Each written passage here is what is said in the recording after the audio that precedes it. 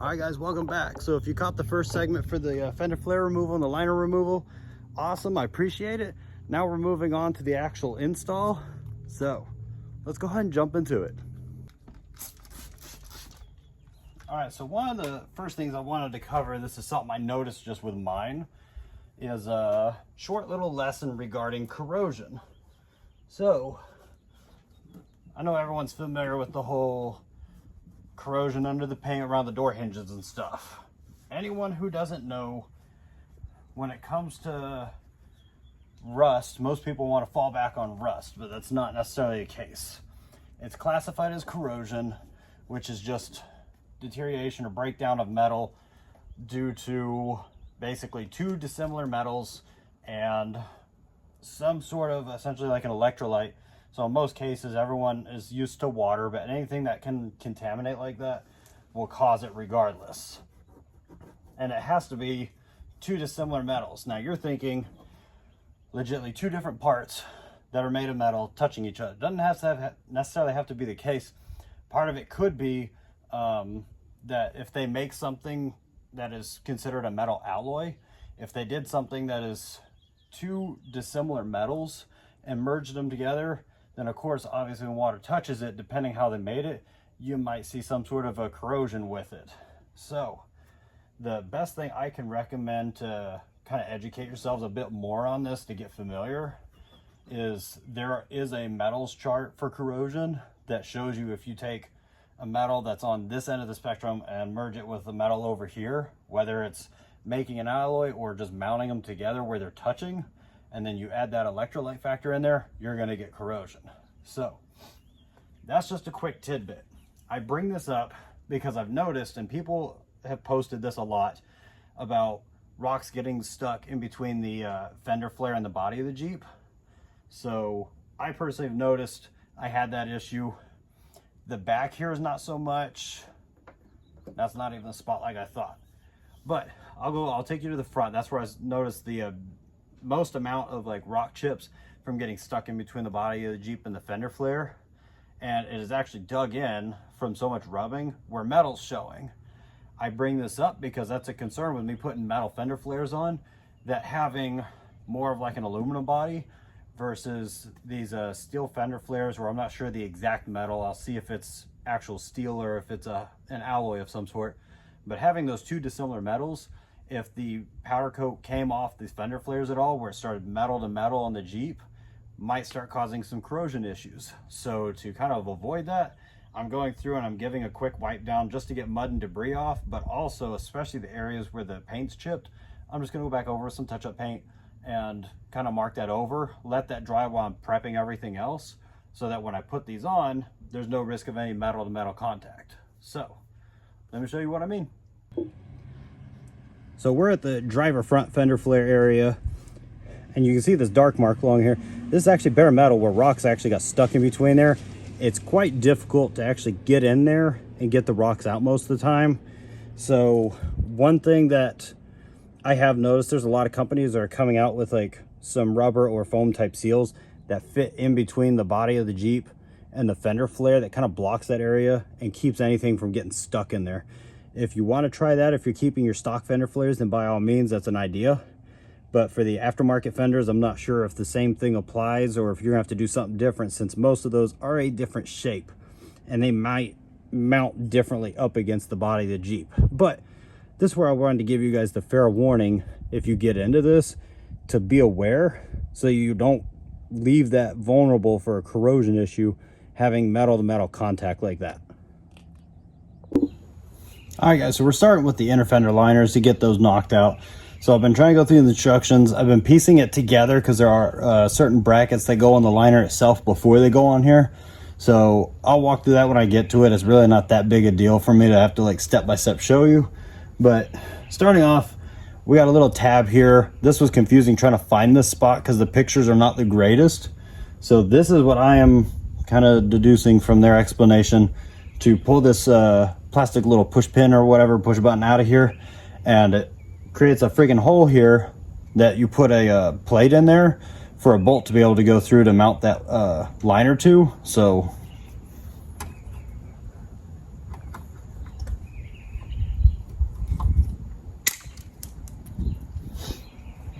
All right. Bag of hardware. So here's the part I was talking about. It's M6 clip nut according to the instructions, and they describe in there, or they explain to mount it forward. So this, I guess, should be on the inside.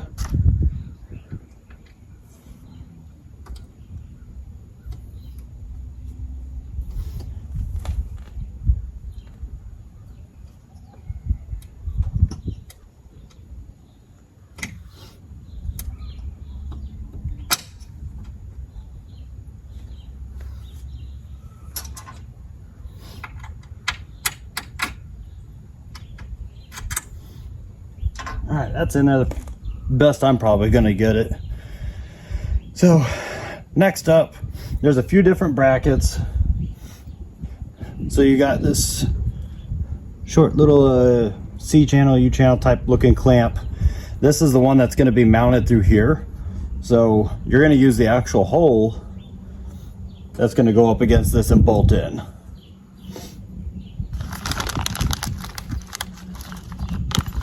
And then the way they explain is they say to use a combo bolt, so it already has the washer, the locking washer, and then the bolt itself.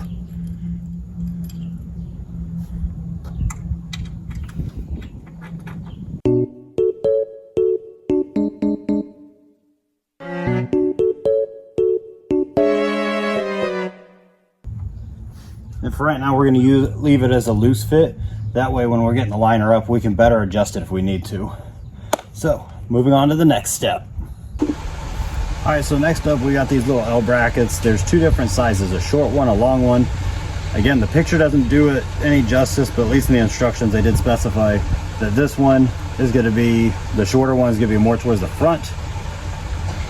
And then you have the longer one, that's going to be towards the back part of it. All right, so for the bolt setup, you're not going to be using the combo bolt. So they have regular bolts. You'll still do it with locking washer, regular washer. And what I would recommend is go ahead and set it in there. And then you take your L bracket, hold it up, and then you're going to do another regular washer.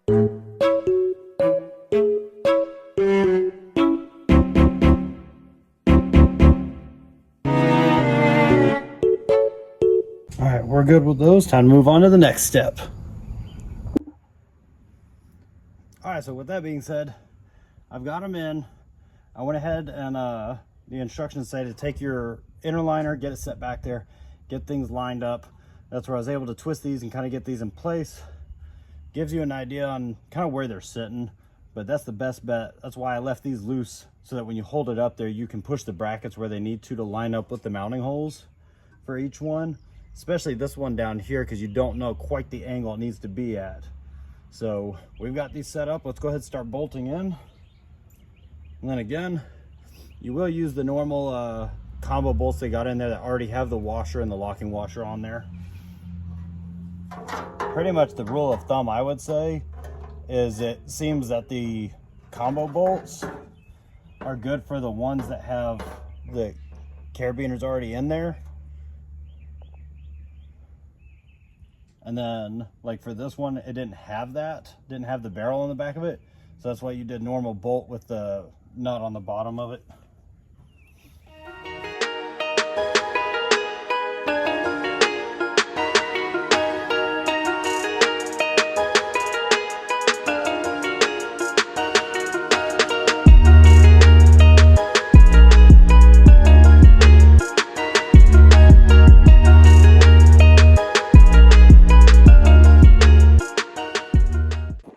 So I do apologize, I ran into some issues. I was not able to finish doing a full walkthrough video, but I still wanted to kind of take some time to walk through what I did get at least, and kind of show you how everything's supposed to piece together, and still give you my overall thoughts and review on this whole product. So we left off with the front liners, that's where I was. Everything up front's pretty self-explanatory. The instructions are good as far as putting this all together. It does all bolt straight in for the most part, and these obviously do go straight with the fender flares. All right, so where we left off, there was 3 brackets. There's one down there, there's one there, and then there's another one up here. So we got those in. I recommended leaving these somewhat loose where you can kind of shift and maneuver things. Other than that, your fender flare will get bolted there. And then you get another bolt up here with the fender flare, another one up here. And then other than that, you have all these little bolts that go around, and everything just kind of goes straight in. There's no modifications here, everything's direct. And then you've already got the resistor in place up here as well as all the wiring. This is very simple. Everything is self-explanatory as far as it plugs into itself. There's no splicing, no adjustments that I had to do at least. Everything channels down into one wire, and the harness, it's already tucked away in the back, but it does plug into your factory Fender light harness. So you don't have to worry about cutting into that either. Everything is direct plug and play with this, which I absolutely loved. Now this rear setup is another story. So you start off with 2 bolts down here. You have the 2 metal tabs I mentioned before. Be careful not to bend them whenever you're taking your fender liners off. So you have clips that have the barrels on the back of them for the nut to go into. You'll slide those over those metal pieces. Your liner will go over, and then you can throw these couple bolts in. Other than that, everything else kind of starts to line up. It seems simple at first, but it's really not. So what happens is, this is a brand new hole you have to drill for your fender flare. And then from that, there's 2 or 3 holes where the fender flare lines up with the liner, and it has the barrels on the back of these already. But then some of the others for the fender flare part does not. So what happens is, it was, I believe, this one, and then there's 3 down there total that you have to take a drill. You have to upsize those holes on the body of the Jeep, and then you have to put the barrels in there, and they give you a rivet nut tool that helps crimp that barrel basically inside the hole of the body of your Jeep, so that you're able to put those bolts in there. So not a big deal, but because it was already pretty late that night with quiet time hours, I could not do the drilling, so that's why I had to wait till the next day. But I had everything else pretty much lined up, put in. Those 2 and this one were direct as far as going in, so not a big deal there. With the rock lights, at least with my style rock lights, they're a tad wider than what the pre-drilled holes are for the liners and stuff.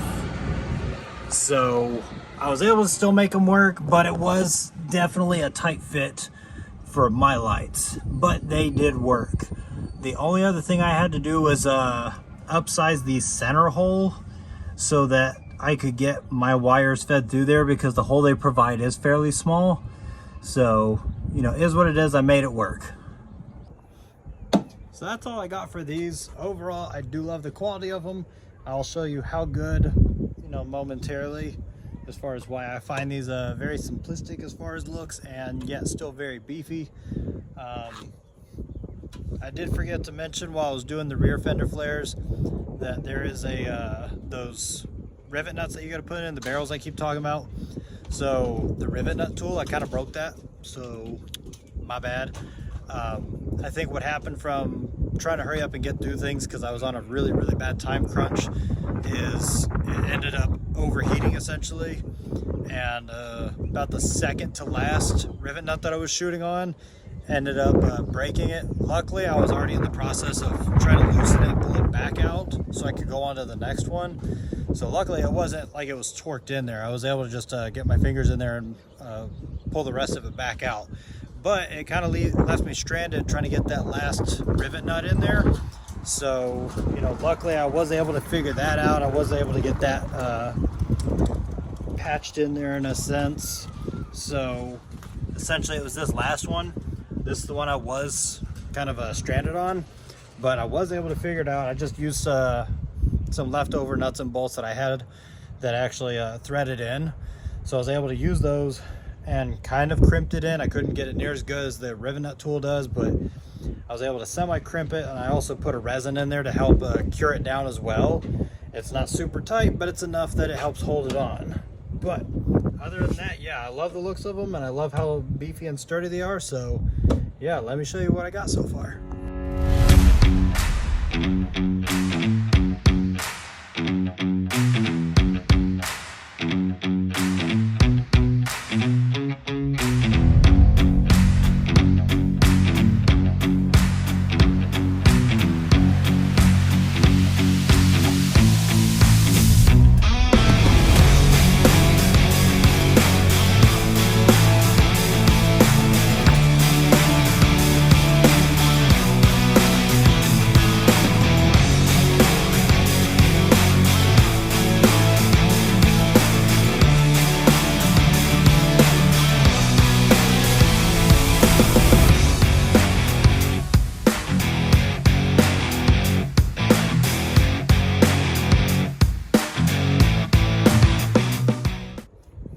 so you can see by the demonstration, these things are pretty strong overall, pretty, I can't say it enough, beefy, but okay.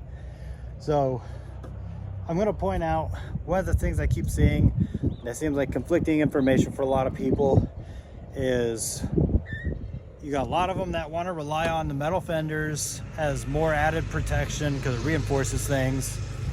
And then you've also got the other party who wants to look at this as more of a hazard because if you were to bump into anything or whatever, they're very persistent in thinking that it's going to damage the body of the Jeep if you bump anything, versus if you leave your stock plastic fenders on and you bump a tree or something, they would rather have it rip off and break all the tabs and have no body damage.